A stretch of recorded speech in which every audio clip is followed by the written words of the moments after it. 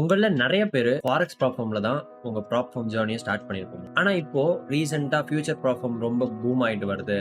அந்த ட்ரெண்ட பார்த்து நீங்களும் ஃபியூச்சர் ப்ளாட்ஃபார்ம்ஸ்க்கு ட்ரை பண்ணலாம்னு நெனைக்கிறீங்க அப்டின்னா, இந்த video is going to help you. இந்த வீடியோல நான் ஃபியூச்சர்ஸோட இன்ட்ரோ, அத வச்சு நம்ம எப்படி ட்ரேட் பண்ணலாம், டேட்டா எப்படி வாங்குறது, ஃபாரெக்ஸ்ல யூஸ் பண்ற டெர்ம்ஸ ஃபியூச்சர்ஸ்ல எப்படி சொல்லுவோம். மோஸ்ட் இம்பார்ட்டன்ட்லி ஒரு ஃபியூச்சர் ப்ளாட்ஃபார்ம் எப்படி சூஸ் பண்ணலாம் இப்படின்ற இம்பார்ட்டன்டான பேசிக் விஷயத்த பத்திலாம் பார்க்க போறோம். ஃபர்ஸ்ட் நம்ம பார்க்க போறது what is futures. Basically futures ஒரு அக்ரிமெண்ட், ஒரு கான்ட்ராக்ட் பிட்வீன் டூ பீப்பிள். ஒருத்தர் என்ன சொல்றாரு, நான் உங்ககிட்ட இருந்து ஃபியூச்சர்ல ஒரு ஃபிக்ஸ்டு பிரைஸ்ல ஒரு ஃபிக்ஸ்டு டேட்ல இந்த பொருளை வாங்கிக்கிறேன் அப்படின்னு சொல்றாரு. And other person agrees to sell at the same price. So இன்னைக்கு விக்கிற விலையிலேயே நான் ஃபியூச்சர்லயே உங்களுக்கு தர்றேன் ஒரு ஃபிக்ஸ்டு டேட்ல அப்படின்னு சொல்லி அதர் பர்சன் அக்ரி பண்றாரு. இது எப்படி ரியல் வேர்ல்ட்ல அப்ளை பண்ணிட்டு இருந்தாங்க அப்படின்னு சொல்லிட்டு பார்ப்போம். லெட்ஸ் சே நீங்க ஒரு வீட் ஃபார்ம் வச்சிருக்கீங்க. சோ உங்களுக்கு ஹார்வெஸ்ட்க்கு வந்து இன்னும் ரொம்ப டைம் இருக்கு. ஹார்வெஸ்ட் வர்றப்போ பிரைஸ் டிராப் ஆயிடுமோ அப்படின்னு சொல்லிட்டு நீங்க worry பண்றீங்க. சோ நீங்க ஒரு பேக்கரி கடைக்காரர் கிட்ட போயிட்டு ஒரு டீல் லாக் பண்றீங்க. அதாவது 6 months லேட்டர் நான் என்னோட வீட்டை தருவேன், அப்பயும் இன்னைக்கு இருக்க பிரைஸ்ல நீங்க அதை வாங்கிக்கணும் அப்படின்னு சொல்லிட்டு உடனே அந்த பேக்கரி கடைக்காரரும் உங்களோட டீலை வந்து ஓகே பண்ணிட்டு 6 months லேட்டர் பிரைஸ் அப் ஆனாலும் சரி டவுன் ஆனாலும் சரி நான் இன்னைக்கு என்ன விலையில விற்கிதோ அதுலயே உன்கிட்ட வாங்கிக்கிறேன் அப்படின்னு சொல்லிட்டு they are agreeing on the deal. பேசிக்கா ஃபியூச்சர்ஸ்னா ஒரு சின்ன இன்ட்ரோவா கொடுக்கணும்னா இவ்வளவுதான். ஓவர் டைம்ல ட்ரேடர்ஸ் ரியலைஸ் பண்றாங்க இது வந்து ஃபார்மர்ஸ்க்கு மட்டும் இல்ல, நம்மளும் இதை ஒரு ட்ரேடிங் டூலா யூஸ் பண்ணிக்கலாம். Almost everything has futures. Stock indices, Nasdaq, S&P 500, commodities like oil, gold, even bitcoin கூட ஃபியூச்சர்ஸ் இருக்கு. நீங்க உங்க ட்ரேடிங் வியூல ஹோம் போயிட்டு அதுல ப்ராடக்ட்ஸ்ல கீழே பாத்தீங்கன்னா மார்க்கெட் டேட்டான்னு ஒரு விஷயம் தெரியுதுங்களா? ப்ராடக்ட்ஸ்ல கீழே இந்த மார்க்கெட் டேட்டா அமுக்குனீங்கன்னா புதுசா இன்னொரு டேப் வரும். அந்த டேப்ல கீழே ஸ்க்ரோல் பண்ணீங்கன்னா subscribe to real time market. இப்போ இந்த டேப் ஓபன் பண்ணீங்கன்னா இந்த மாதிரி ஒரு டேப் வரும். அதுல CME குரூப் E-mini இன்க்ளூடட் இப்படின்னு ஒரு டேட்டா இருக்கும். இதை தான் நீங்க வாங்க போறீங்க. அது வாங்கினதும் உங்களுக்கு இந்த டேட்டாலாம் வந்துடும், இந்த டிலே இல்லாத ஃபியூச்சர்ஸ் டேட்டா. ஸோ இந்த டிலே இல்லாத ஃபியூச்சர்ஸ் டேட்டா நீங்க வந்து என்னென்ன கான்ட்ராக்ட்ல ட்ரேட் எடுப்பீங்க, என்னென்ன இன்ஸ்ட்ருமெண்ட்ஸ்ல ட்ரேட் எடுப்பீங்கன்னா சிம்பிள். ஒன்னு ES, இன்னொன்னு NQ, இன்னொன்னு MNQ, இன்னொன்னு MES. NQ வந்து இது ஒரு டெக் ஹெவி இண்டெக்ஸ், ரொம்ப வாலடைல், சூப்பர் ஃபாஸ்ட் மூவிங். அடுத்து அதோட மைக்ரோ வெர்ஷன் மைக்ரோ NQ. இது வந்து NQ ஓட 1/10 சைஸ், பிகினர்ஸுக்கு சூப்பர் ஃப்ரெண்ட்லியான ஒரு கான்ட்ராக்ட். அடுத்து ES னா S&P 500 features, broader index, volatility கொஞ்சம் கம்மியா தான் இருக்கும் கம்பேர்ட் டு NQ. அதுக்கு அடுத்து நம்ம பார்க்க போறது MES, micro version of ES, again 1/10 size of ES. நீங்க மோஸ்டா இந்த 4 கான்ட்ராக்ட்ல மட்டும் தான் ட்ரேட் எடுப்பீங்க. பிகினர்ஸ் வந்து MNQ-லயும் MES-லயும் மட்டும் தான் ட்ரேட் எடுப்பீங்க. இப்போ இந்த 4 கான்ட்ராக்ட்லயும் லாட் சைஸ் லைக் எப்படி நம்ம டிக் வேல்யூ என்ன, டிக்னா ஃபர்ஸ்ட் என்ன, ஒரு கான்ட்ராக்ட் நான் போட்டா ஒரு டிக் நகர்ந்தா எவ்வளவு டாலர் லாஸ் ஆகும் பிளஸ் ஆகும் அதை பத்தி தான் பார்ப்போம். ஃபர்ஸ்ட் நம்ம பார்க்க போறது E-mini S&P 500. இந்த கான்ட்ராக்ட்ல வந்துட்டு டிக் வேல்யூ ஒரு டிக்குக்கு $12.5. அதே மாதிரி E-mini நாஸ்டாக்ல ஒரு டிக்கோட வேல்யூ $5 அண்ட் மைக்ரோ E-mini நாஸ்டாக்ல ஒரு டிக்கோட value $0.5 and micro E-mini S&P 500ல ஒரு டிக்கோட வேல்யூ $1.25. இது ஏன் இதுல அதிகமா இருக்கு இதுல கம்மியா இருக்குன்னா, லெட்ஸ் சே உங்கள்ட்ட ஒரு சின்ன அக்கௌண்ட் தான் இருக்கு அப்படின்றப்போ உங்களால இந்த பேர் ட்ரேட் எடுக்க முடியாது. NQ-லாம் ஃபாஸ்ட் மூவிங் மார்க்கெட். ஸோ NQ-ம் MNQ-ம் ஒரே மாதிரி மூவ் ஆகும், ஒரே மாதிரி இருக்கும், வேல்யூ மட்டும் தான் கம்மி. ஸோ நீங்க NQ-ன்ற சார்ட்ல டைரக்டா ட்ரேட் எடுத்தீங்கன்னா உங்களுக்கு $5 பெர் டிக் மூவ் ஆகும்.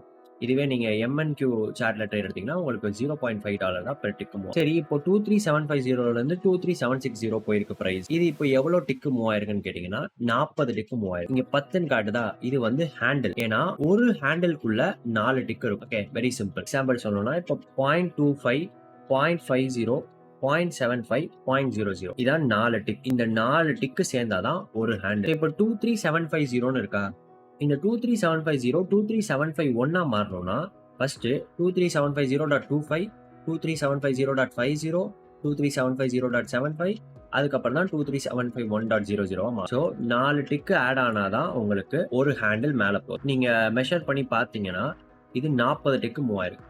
ஸோ அப்ப 40 × 5 அதுதான் இந்த இதோட வேல்யூ. ஃபாரெக்ஸ்ல பிப்னா இங்க ஹேண்டில்ஸ்னா என்ன, 23750 இருந்து 23760 போயிருக்கலாம், இது 10 ஹேண்டில். ஓகே, ஸோ அதே மாதிரி ஃபாரெக்ஸ்ல நம்ம லாட் சைஸ் போடுவோம் இல்லையா, 1.5 லாட்டு, 1.6 லாட்டு அப்படின்னு. அது மாதிரி இல்லை, பாயிண்ட்ல லாட் சைஸ் போட முடியாது. ஒன்று நீங்க போடுறீங்கன்னா NQ-ல ஒரு லாட் 2 லாட்னு போடலாம், அப்படி இல்லை MNQ-ல ஒரு லாட் 2 லாட்னு போடலாம். Next, it is quiz time for you. இப்போ நீங்க வந்து 2 NQ கான்ட்ராக்ட்ல ட்ரேட் எடுக்கிறீங்க. மார்க்கெட் 15 ஹேண்டில்ஸ், டிக்ஸ் இல்ல 15 ஹேண்டில்ஸ் உங்க ஃபேவர்ல மூவ் ஆயிருக்கு. இப்போ நீங்க எவ்வளோ ப்ராஃபிட்ல இருப்பீங்கன்றத யோசிச்சு சொல்லுங்க. Will go to the next topic. You can comment யோசிச்சதுக்கப்புறம். இப்போ ஃபியூச்சர்ஸ்ல வந்து நீங்க போயிட்டு உங்களோட ட்ரேடிங் வியூல அந்த நம்ம ஆட் பண்ணுவோம் இல்லையா டிக்கர், அந்த இடத்துல போயிட்டு நீங்க இப்போ எம்என்கியூன்னு இதெல்லாம் பார்த்துட்டு எம்என்கியூன்னு டைப் பண்றீங்கன்னா, இந்த மாதிரி யூரோ யூஎஸ்டி மாதிரி ஒரு ஒரு யூரோ யூஎஸ்டி இருக்கும், எல்லாமே ஒரே மாதிரி தான் இருக்கும், அப்படி கிடையாது. இதில் ஃபியூச்சர்ஸ்ல வந்து எக்ஸ்பைரி இருக்கு. ஸோ ஒரு ஒரு குவார்ட்டருக்கும் ஒரு கான்ட்ராக்ட் எக்ஸ்பைரி ஆகும். இப்போ நான் கரண்டா ட்ரேட் எடுத்துட்டு இருக்க கான்ட்ராக்ட் பேர் வந்து எம்என்கியூ யூ 2025 பிராக்கெட்ல செப்டம்பர் 2025 போட்டிருக்கா. இது ஏன் போட்டிருக்குன்னா, இது செப்டம்பர் 2025ல எக்ஸ்பைரி ஆக போகுதுன்னு அர்த்தம். ஸோ அடுத்து MNQZ 2025 இதுல டிசம்பர் போட்டிருக்கா. ஸோ நீங்க எப்போ இந்த கான்ட்ராக்டுக்கு போவீங்க, இந்த கான்ட்ராக்ட்ல இருந்துன்னா இந்த கான்ட்ராக்ட் செப்டம்பர்ல எக்ஸ்பைரி ஆகிரும். அப்போதான் நீங்க இந்த கான்ட்ராக்டுக்கு ஸ்விட்ச் பண்ணுவீங்க. சரி, இது எக்ஸ்பைரி எப்போ ஆகும்? செப்டம்பர் 1ஆம் தேதி ஆகிருமா? இல்லை நான் எப்படி கண்டுபிடிக்கிறது அப்படின்னு கேட்டீங்கன்னா, வெரி சிம்பிள். barchart.com அப்படியே ஒரு வெப்சைட் இருக்கு. அந்த வெப்சைட்ல நீங்க போயிட்டு ஃபியூச்சர்ஸ்னு ஒரு டேப் இருக்கும். அந்த டேப்ல கீழே ப்ரெஸ் பண்ணீங்கன்னா, அந்த டேபை ப்ரெஸ் பண்ணீங்கன்னா கீழே இண்டைசஸ்னு ஒன்று வரும். அதுல இந்த NQU 2025 ESU 2025 அப்படின்னு போட்டு வரும் உங்களுக்கு இண்டைசஸ்ல ஃபர்ஸ்ட் எடுத்தோன்னே. இந்த ESU 2025ல அப்படியே ரைட்ல பாத்தீங்கன்னா உங்களுக்கு வால்யூம்னு ஒன்று இருக்கும். இந்த யூக்கும் காட்டும், இந்த ஜிக்கும் காட்டும். எப்போ இந்த யூவோட வால்யூமோ இல்ல இந்த யூவோட ஓப்பன் இன்ட்ரெஸ்டோ ஜியை விட கம்மி ஆகுதோ அப்போதான் நீங்க இதுல இருந்து இதுக்கு ஸ்விட்ச் பண்ணுங்க. இப்போ இதை வந்து நீங்க ஓவரால் அனாலிசிஸ்க்கு யூஸ் பண்ணிக்கலாம்.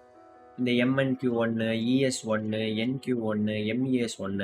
இப்போ நான் உங்களுக்கு எக்ஸாம்பிளுக்கு MNQ சார்ட் காட்டியிருக்கேன். MNQோட அது இதே தான் NQ, ES, MES எல்லாத்துலேயுமே இருக்கும். ஸோ நீங்கள் இந்த கண்டினியூஸ் கான்ட்ராக்ட் வந்து எதுக்கு யூஸ் பண்ணிக்கலாம்னா, உங்களோட ஓவரால் அனாலிசிஸ்க்கு நீங்கள் யூஸ் பண்ணிக்கலாம். ஆனால் இந்த கான்ட்ராக்ட் தான் நீங்கள் மோஸ்ட்டாக ட்ரேட் எடுக்கிறதுக்கு யூஸ் பண்ணுவீங்க. ஸோ இப்போதைக்கு கரண்ட்டாக நான் ட்ரேட் எடுத்துட்டு இருக்கிறது MNQUவில். ஸோ MNQU கான்ட்ராக்ட் எக்ஸ்பைரி ஆனதும் MNQZ கான்ட்ராக்ட்டுக்கு போயிடும் 2025.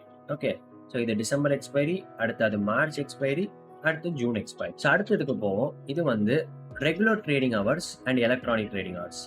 ஸோ இப்போ ரெகுலர் ட்ரேடிங் ஹவர்ஸ்னா என்ன, எலக்ட்ரானிக் ட்ரேடிங் ஹவர்ஸ்னா என்ன?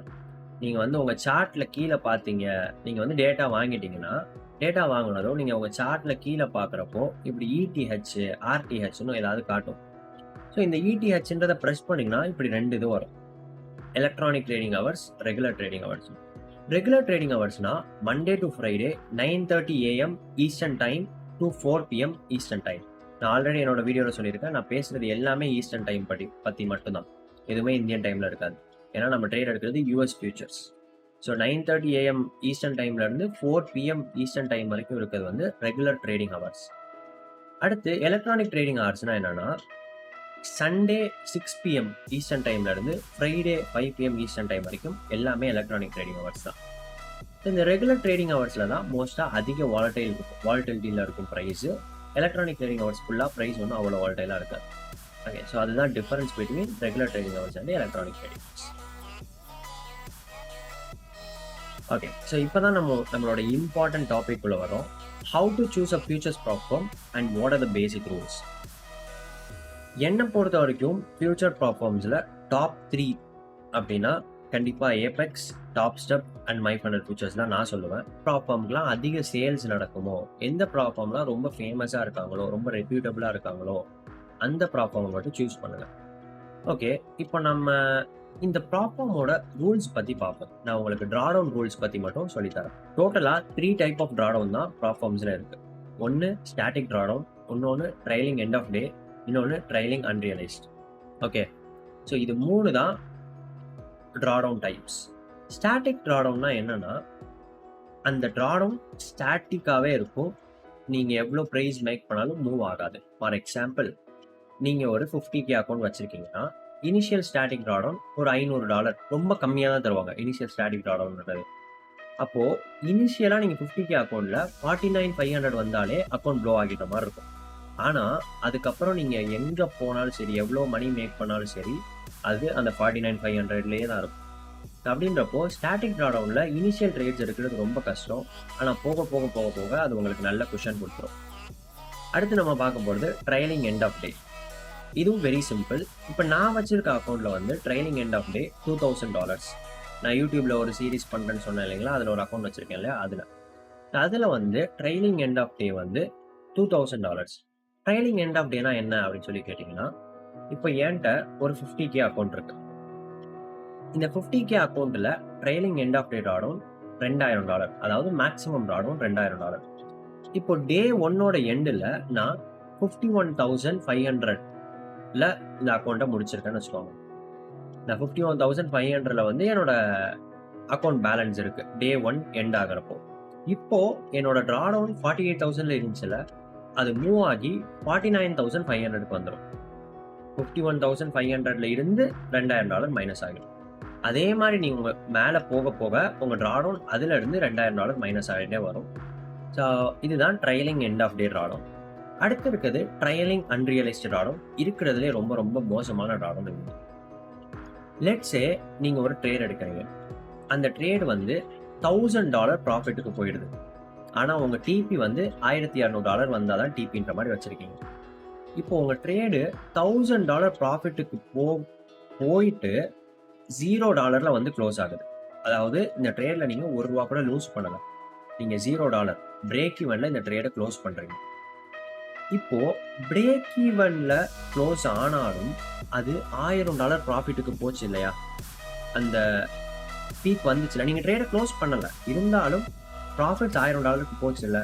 ஸோ அப்படி போயிருக்கப்போவே உங்க ட்ராடவுன் அந்த ப்ராஃபிட் -2,000 ப்ராஃபிட் -2,000 ஆட் ஆகிட்டே வரும். உங்க ட்ராடவுன் 49,000 ஆகிடும். ஏன்னா உங்களோட பீக் ப்ராஃபிட் லெவல் எதுல இருந்துச்சு? $1,000ல இருந்துச்சா? ஆனா நீங்க ட்ரேடை க்ளோஸ் பண்ணல, பட் இருந்தாலும் உங்க ப்ராஃபிட் லெவல் $1,000ல இருந்துச்சுல, ஸோ அது -2,000 தான் உங்க ட்ராடவுன் ஆகிடும். ஸோ இதுதான் ட்ரைலிங் அன்ரியலைஸ்டு ட்ராடவுன். இருக்கிறதுலே ரொம்ப ரொம்ப மோசமான ட்ராடவுன்.